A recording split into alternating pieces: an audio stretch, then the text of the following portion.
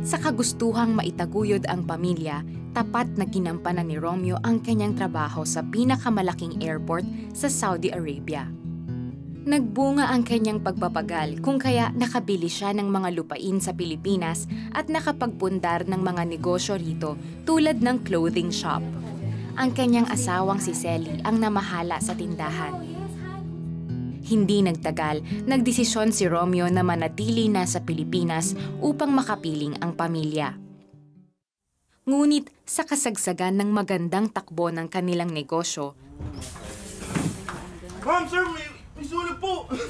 nasunog ang kanilang tindahan. Nagbo-boom yung tindahan eh. Ni kapirasong paninda, wala kami naligtas. Sabi ko, babawi tayo sa June. Sa pamamagitan ng utang, nakapagsimula muli si Romeo. Makalipas ang 6 na buwan, nakapagpatayo siya ng panibagong tindahan at unti-unting nakabangon. Sa kasamaang palad, naulit ang nakaraang pangyayari. Sabi, sinunog. Pero sabi naman ng iba, faulty electrical wiring. Eh di, na-take all yun. Kaya nakaubos kami siguro mga 3 milyon. Doon natutong humingi ng saklolo sa Panginoon si Romeo. Dahil kailangang makabayad sa mga utang, ipinagbili na ni Romeo ang iba pa niyang naipundar na lupain. Subalit, hindi pa rin naging sapat ang kanilang pambayad. Kaya muli siyang umalis patungong Saudi Arabia sa pag-asang kumita ng malaki at makaahon sa pagkakalugi. Ngunit may mas magandang plano ang Diyos sa kanyang buhay doon. Pinahintulutan ng Panginoon na makadalo siya sa isang Bible study at mabigyan ng espiritual na gabay. Nanangan kami sa sarili naming makakaya, na hindi naman pala yun ang talagang nais ng Panginoon, kundi trust in the Lord. Huwag tayo magtiwala sa sarili natin, kakayanan, ay palibasa hindi ko alam. Kaya ako yung parang naghanap ng mga remedyo.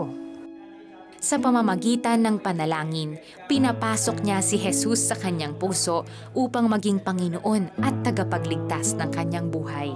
Nung nakilala ko si Kristo na ang kaligtasan ay ang magkaroon ng tunay na o personal na relasyon sa Kanya, yun ang naging kalakasan ko na i-give up lahat ng mga bagay dito sa mundo sapagkat nandoon naman tapat ang Diyos mangako, yung promise of restoration, na anumang nawala sa'yo, kayang-kaya ng Diyos na ibalik lahat yun. Isa siya sa mga sumailalim sa pastoral training kaya unti-unti siyang lumago sa pananampalataya. Pinagpala din ng Diyos ang trabaho ni Romeo kaya nakabayad sila sa mga pinagkautangan nila sa Pilipinas. Ang mainit na pag-ibig ng Diyos ang nagbuga ng apoy sa puso ni Romeo na ipalaganap ang mabuting balita ng kaligtasang matatagpuan lamang kay Jesus.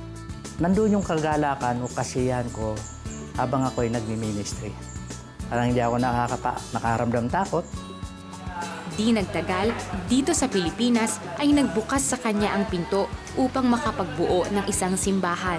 Nakakilala sa Diyos pati ang kanyang buong pamilya na katuwang niya ngayon sa paglilingkod sa Panginoon. Nandun yung burning desire na makapag-serve sa Panginoon. Kaya ginibap ko yung tindahan, ginibap ko yung mga trabaho ko na maayos naman. Bagamat itinigil na ni Romeo ngayon ang pagnenegosyo, buo ang pag-asa ni Romeo na ang Panginoon ang bahala sa lahat ng kanilang mga pangangailangan. Ibig sabihin, hindi kami pinagkulang ng Diyos. Sabi nga, don't worry about anything, instead pray about anything.